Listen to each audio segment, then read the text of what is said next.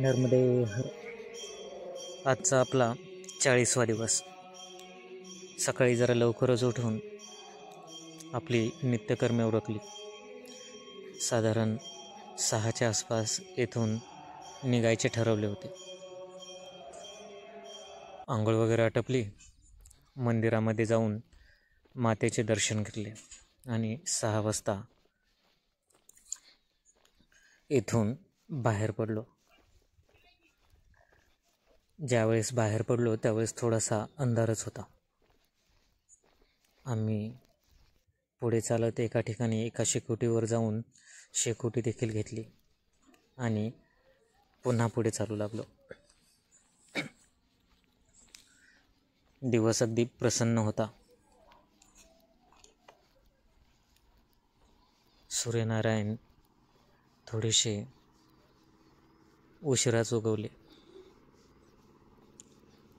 धुक्याची चादर सगळ्याकडे पसरलेली होती. थोडीशी थंडी अंगाला बोचतही होती. तिचा आनंद घेत मैयाचे नामस्मरण करत आम्ही पुढे चालू लागलो. साधारण सकाळी 8 वाजता श्री खेडापती हनुमान मंदिर येथे बाकानेर या शहराच्या ठिकाणी आम्ही येऊन पोहोचलो होतो.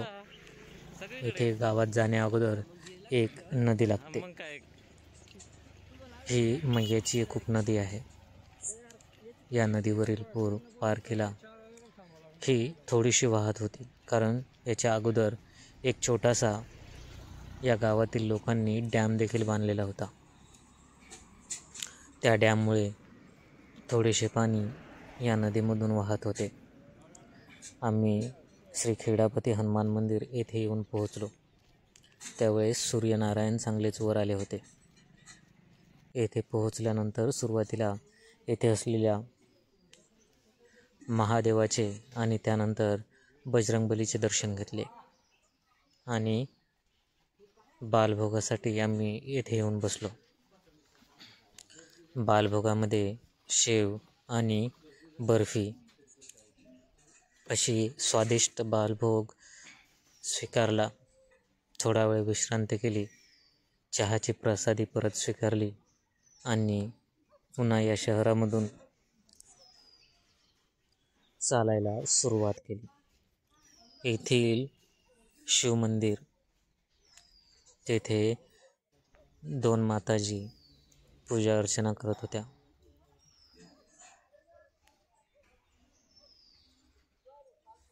या मंदिराचे दर्शन केले आणि पुन्हा पुढे चालायला सुरुवात केली.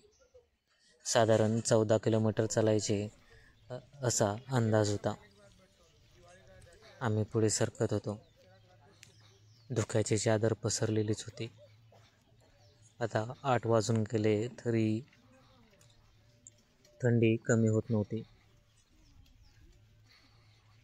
परंतु अंगामध्ये ऊर्जा साचलेली होती. या शहरातून बाहेर पडलो आणि परिक्रमाचा मार्ग दर्शवणारा एक फलक दिसला. त्या वाटेनं आम्ही चालू लागलो. एक कच्चा रस्ता, या कच्च्या रस्त्याने आम्ही पुढे सरकत होतो. साधारण 15 ते 20 मिनिटे या कच्च्या रस्त्याने चालून झाल्यानंतर आम्ही एका पक्क्या वाटेला लागलो. वाटेत बरीचशी लहान मुलं नर्मदे हर च्या घोषणा देत होते. आमचे हे नामस्मरण चालूच होते. त्यांना प्रत्युत्तर देत आम्ही देखील नर्मदा हर चा जयघोष करत होतो. आता इथून पुढे पक्की वाट लागलेली होती. डांबरी रोडनेच आमचा प्रवास चालू झाला होता. वाटेत बरीचशी नदी नाले लागलेले होते. त्यांना पार करत करत आम्ही पुढे चालू होतो. या नदीमुळे येथील परिसर थोडासा हिरवागार वाटत होता, परंतु सरकीचे पीक काढून झाल्यानंतर दुसऱ्या पेरणीपूर्वीचा हा कालखंड असल्यामुळे इथे बरीचशी शेत ही रिकामी होती. साधारण 10 वाजता आम्ही लोणहेरा आश्रमा येथे येऊन पोहोचलो. येथे जाऊन बराच वेळ येथे विश्रांती केली. त्यानंतर येथे असलेले बाबाजी येऊन बसले आणि प्रसादीसाठी विचारले. आम्ही येथे बरेच जण होतो. दुपारचे प्रसादी ग्रहण केली साधारण 1 वाजता. तोपर्यंत येथे आराम करून पुन्हा पुढे चालू लागलो. येथूनच एक शॉर्टकट रस्ता पायवाट पुढे जाणारी होती. इथून पुढचा मुक्काम हा साधारण 14 ते 15 किलोमीटर अंतरावर होता. वाटेत अशा ऐतिहासिक विहिरी देखील पाहायला मिळत होत्या. त्या पाहत इतर परिसराचा आनंद घेत, हिरवाईचा आनंद घेत आम्ही पुढे चाललो होतो. मुखामध्ये मैयाचे नामस्मरण हे कंटिन्यू होते. ज्यावेळेस वेळ भेटेल त्यावेळेस आम्ही एकत्र येऊन मैयाचे नामस्मरणही घेत होतो.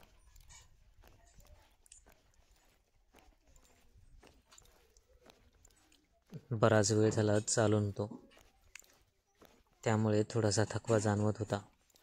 परंतु मुखामध्ये मैयाचे नामस्मरण असल्यामुळे तो थकवा थोडासा कमी होता. थकवा येण्याचे दुसरेही कारण होते, कारण येथून ना मैयाचे दर्शन होते ना कुठले तीर्थ होते. नुसते चालणे थोडेसे जीवावरते. मैयाचे दर्शन होत असेल तर थोडासा ताजेतवाना वाटतो. त्यामुळे थोडासा आळस हा येत होता. या पायवाटेने बरीच अंतर कापून झाले होते. येथे बऱ्यापैकी शेपाचे पीक घेतलेले मळे दिसत होते. अतिशय सुंदर असे हे पीक आपण पाहू शकतो. प्रत्येक ठिकाणी ठिबक वगैरेची सोय होती. ही पायवाट येथे मुख्य रस्त्याला येऊन भेटली आणि इथून पुढे परत एकदा डांबरी रस्त्याचा प्रवास चालू झाला. या डांबरी रस्त्याने साधारण 15 ते 20 मिनिटे चालून झाल्यानंतर एक छोटेसे आश्रम लागले. तेथे असलेल्या बाबाजींनी आम्हाला पापडी आणि लोणचे असा बालभोग करविला. हेच ते ठिकाण जिथे सर्व मंडळीला बाबाजींनी पापडीचा बालभोग करविला. अत्यंत सुंदर असे हे ठिकाण आहे. सगळी मंडळी येथे बसली आणि बालभोग झाल्यानंतर आम्ही पुन्हा एकदा चालायला सुरुवात केली. हे ठिकाण होते श्री हनुमान मंदिर अहिरावास. साधारण पुन्हा 15-20 मिनिटे चालून झाल्यानंतर एक माताजीचे मंदिर लागले. तेथे देखील बाबांनी चहाच्या प्रसादीसाठी विनंती केली आणि आम्ही तेथे थांबलो. त्यानंतर पुढे आम्हाला चित्री कालीबावडी येथे जायचे होते. त्या दृष्टिकोनातून झपाझप पावले टाकत आम्ही निघालो होतो. चित्री कालीबावडी येथे आम्ही साधारण 5च्या आसपास येऊन पोहोचलो होतो. परंतु येथून आश्रम 2.5 ते 3 किलोमीटर होते. पुन्हा आम्ही चालायला सुरुवात केली. या आश्रमामध्ये आम्ही साधारण 6-6:15 वाजता येऊन पोहोचलो होतो. येऊन थोडा वेळ विश्रांती केली, हातपाय धुतले आणि पूजा करण्यासाठी परत एकदा आसनावर येऊन पोहोचलो. पूजा वगैरे झाली आणि येथे असलेल्या महंतांनी काही प्रश्न विचारायला सुरुवात केली. त्यांचे उत्तर आमच्याकडे नव्हते. त्यानंतर येथे असलेल्या बाबाजींनी म्हणजे स्वामीदेव यांनी आम्हाला खूप चांगल्या प्रकारे मार्गदर्शन केले, ते आपण पुढे ऐकू शकता. त्यानंतर आम्ही प्रसादी घेतली आणि रात्री निद्रिस्त झालो. भेटूया आपल्या पुढच्या व्हिडिओमध्ये. नर्मदे हर. थोडासा जला अपन लोग नर्मदेश्वर शिवलिंग की उत्पत्ति कैसे हुई इसकी कथा अपन सुनते हैं। जो भी परिक्रमावासी है वो एक छोटा सा शिवलिंग लेके जरूर चलता है नर्मदा माता में से, और बहुत लोग इतना ही जानते हैं कि उसकी प्राण प्रतिष्ठा करने की जरूरत नहीं है, उसको माता जी से उठा लो और पूजा में रख लो। लेकिन वो प्राण प्रतिष्ठा क्यों जरूरत नहीं है ये बहुत कम लोग जानते हैं, और इसका लेख आता है स्कंद पुराण में। स्कंद पुराण में ऐसा बताते हैं कि एक असुर था जिसका नाम था बाणासुर। आप लोगों ने नाम सुना होगा बाणासुर, जिसके 1000 हाथ थे, सहस्त्र हाथ।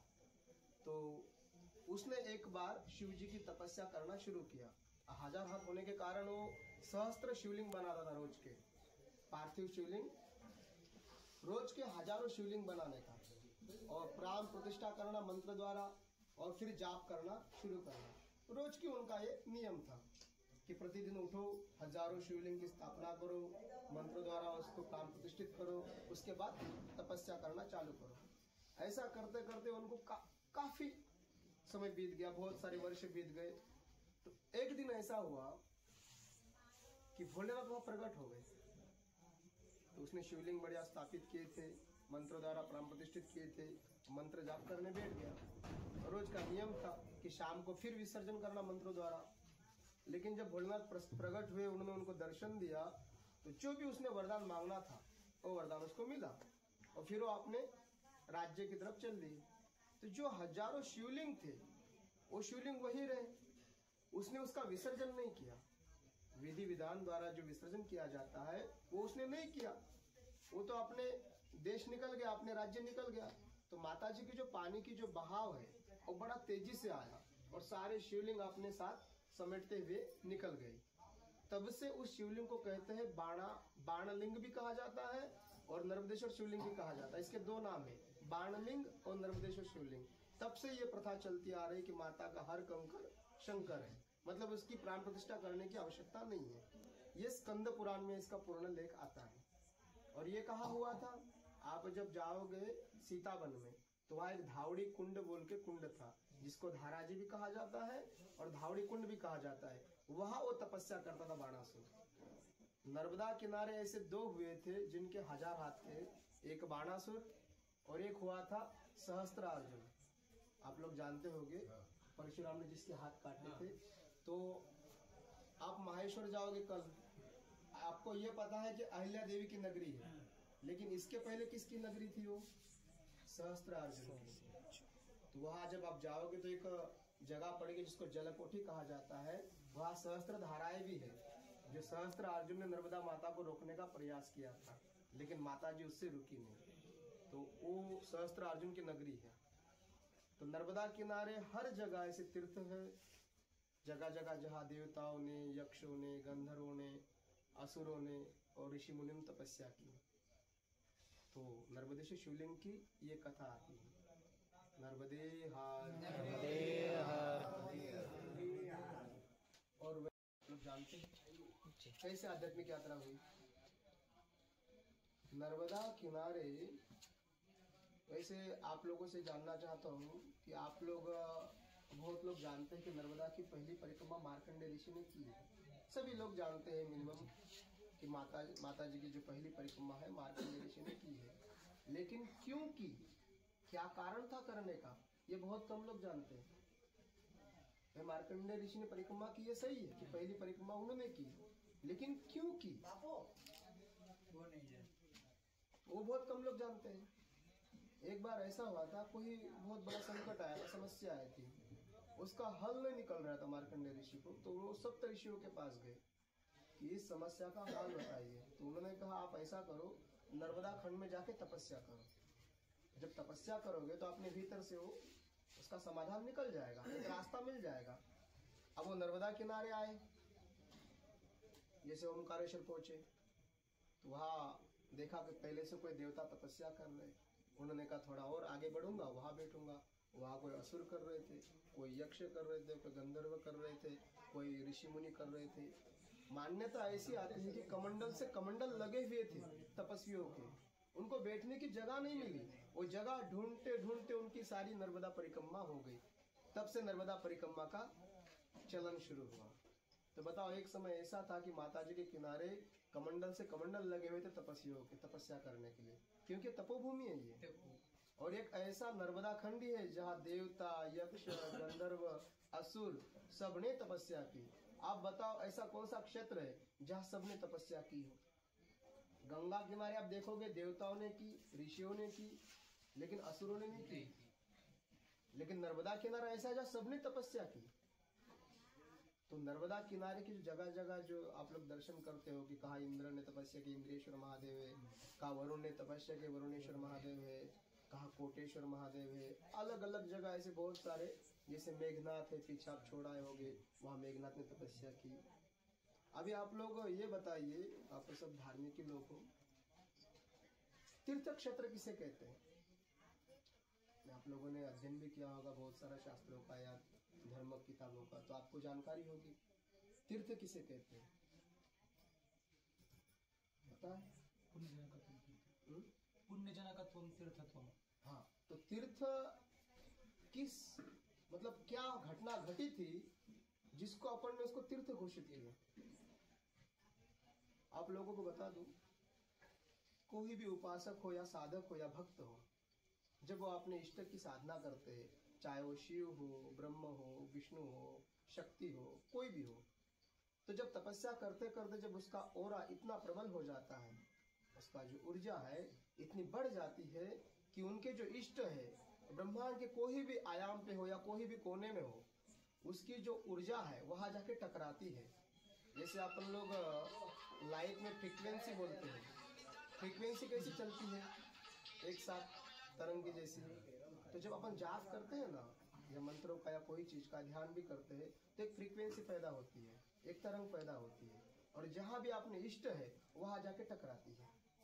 और जब वो इष्ट वहां से जब आपके पास उतरते हैं तो उनके पास इतना ओरा होता है, इतनी ऊर्जा होती है कि अगर यहाँ उतरेंगे ना तो यहाँ अगल बगल के सारे क्षेत्र में उनका ओरा, उनकी ऊर्जा फैल जाती है। और पृथ्वी के अंदर गुरुत्वाकर्षण होता है, खींचने की क्षमता, तो सारे ओरे को खींच के रखती है। जहां तक ओरा उस ऊर्जा का बिखरा है उसको अपन तीर्थ कहते हैं, क्योंकि उस जगह जब भी कोई जाता है उसके अंदर एक सकारात्मक ऊर्जा का प्रवाह होता है। जैसे काम, क्रोध, लोभ, मोह, माया ये धीरे धीरे हटने लगती है, उसके अंदर प्रेम, दया, करुणा, क्षमा ये उदय होने लगती है, क्योंकि नकारात्मक ऊर्जा हट रही है, सकारात्मक ऊर्जा बढ़ रही है। तो उस क्षेत्र को अपन तीर्थ कहते हैं। तो जब भी हम परिक्रमा करते हैं तो जो प्राचीन शिवालय है, देवालय है, घाट है, संगम है या तीर्थ है, वहाँ बैठो, आधा एक घंटा ध्यान करो या जाप करो या हरिस्मरण करो या कोई पारायण करो, कुछ ना कुछ तो करो। हो सकता है वहाँ का जो ओरा है और आपका जो ओरा है, दोनों का अगर मेल मिलाप हो जाए तो आपके भीतर कोई ना कोई केंद्र या कोई ना कोई ऐसा चक्र या कुछ ना कुछ विकसित हो सकता है, कुछ घटना घटित हो सकती है। कभी कभी अपन बोलते ना, अरे व्यक्ति परिक्रमा में गया और एक ही परिक्रमा में उसके अंदर इतना परिवर्तन आ गया कि जीवन ही बदल गया पूरा। क्यों? क्योंकि क्या होता है, पूर्व जन्म के जो कर्म है और अभी वर्तमान में उस कर्म में थोड़ा सा धक्का लगा, तुरंत तो उसको होश आ गया कि मैं इस आयाम पे नहीं था, मैं इस आयाम पे था, मैं साधना जगत में यहाँ था। कभी कभी आप लोग चलते हो तो कुछ स्थान ऐसे भी रहते हैं जिसको पहली बार देखा लेकिन ऐसा लगता है जिसको मैंने पहले भी देखा हो, ऐसा मैं पहले भी यहाँ आ चुका हूँ, ऐसा लगता है। क्योंकि हमारे जन्म बहुत हुए हैं। हो सकता है आप वहाँ पहले कोई जन्म में तपस्या कर चुके होंगे, आपकी तपस्या अधूरी रह चुकी होगी। तो हमें ये जरूर प्रयास करना है आध्यात्मिक जगत के हिसाब से कि उस स्थान पे आधा एक घंटा बैठो, मन को शांत करो, ध्यान, जाप, जो भी पद्धति ईश्वर को मनाने की, हजारों पद्धति है, एक पद्धति से ईश्वर नहीं मिलते, बहुत सारी पद्धतियां है। नवदा भक्तन में तो बता ही देते हैं, लेकिन उसके अलावा भी बहुत सारे रास्ते हैं। तो जो भी रास्ता आप अपनाते हो उस रास्ते से प्रयास जरूर करना चाहिए कि भाई वहाँ बैठो शांति से। जरूरी नहीं कि मंदिर में दर्शन हुए कि ना हुए, लेकिन वो मंदिर के जो क्षेत्र है उस क्षेत्र में आधा एक घंटा बैठो, ध्यान करो, जाप करो। हो सकता है कोई घटना घट जाए, हाँ, कुछ रास्ते खुल जाए आध्यात्मिक जगत के, तो ये जरूर प्रयास करना नर्मदा किनारे। अभी अपन लोग क्या करते हैं, रोज का 30-40 चलते, थक जाते हैं और ऊर्जा इतनी रहती नहीं शरीर में कि अपन आधा एक घंटा बैठ पाए, क्योंकि थक गया व्यक्ति क्या करेगा, उसकी ऊर्जा तो वैसी क्षीण हो गई, वो सीधा आके सो ही जाएगा। लेकिन हमें प्रयास करना है कि जो इतना समय निकाला अपन ने, थोड़ा और समय निकाल लेते हैं। हो सकता है कुछ घटना घट जाए, कुछ साक्षात्कार हो जाए, कुछ अनुभूति हो जाए, आए तो उसके लिए ना, या अपन ने घर किसके लिए छोड़ा कि कुछ घटना घट जाए, कुछ ईश्वर की अनुभूति हो जाए, और थोड़ा समय दे दो, ये जरूर प्रयास करना। ठीक है, नर्मदे हर। चलो पंगत की हरिहर।